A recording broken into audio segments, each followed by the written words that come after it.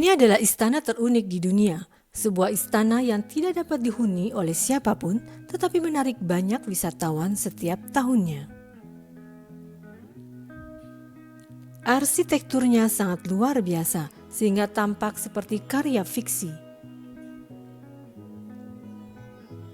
Dinamakan istana ideal oleh yang membangunnya memang muncul dari imajinasi seorang pria yang menghabiskan 30 tahun hidupnya untuk mewujudkannya.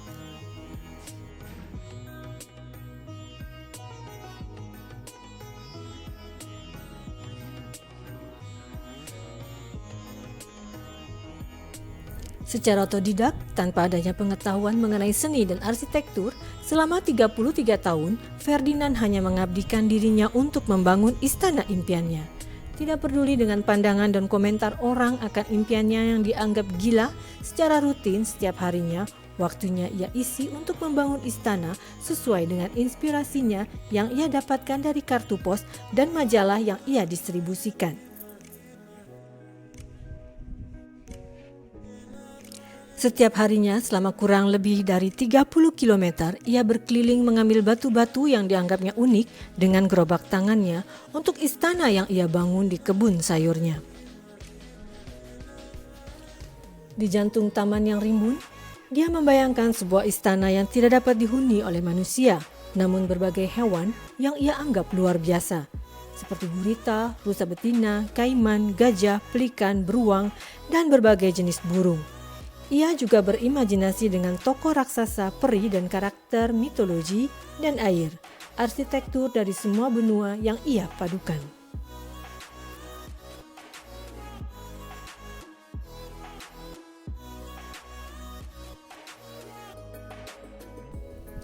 Ferdinand Sewall yang berprofesi sebagai tukang pos ini membangun istananya dari batu demi batu selama bertahun-tahun menggunakan harta karun yang dikumpulkannya yang dicampur dengan kapur, mortir, dan semen serta kerang yang dibawa kembali oleh sepupunya.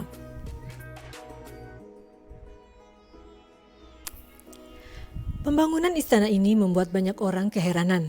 Bahkan hingga kini istana ideal ini tetap membuat banyak para arsitek terheran. Namun dulu saat dirinya membangun, membuat tukang pos itu mendapat reputasi sebagai orang bodoh yang malang yang mengisi tamannya dengan batu. Tetapi selama konstruksi, pria itu juga melihat bagaimana banyak orang yang datang karena rasa penasaran, bahkan banyak yang mengagumi pekerjaannya dan mendorongnya untuk melanjutkan pembangunan istananya. Sebelum menjadi tukang pos, Ferdinand Sewall kelahiran 1836 mencoba beberapa pekerjaan. Pekerjaan pertamanya menjadi tukang roti, kemudian ia bergerak di pertanian hingga akhirnya menjadi tukang pos pada tahun 1867. 2 tahun kemudian ia meminta untuk dipindahkan ke Haute-de-Rive yang terletak sekitar 40 km dari Valence di Drôme. Di kota kecil Prancis inilah awal mulanya sebuah keajaiban dimulai bagi dirinya.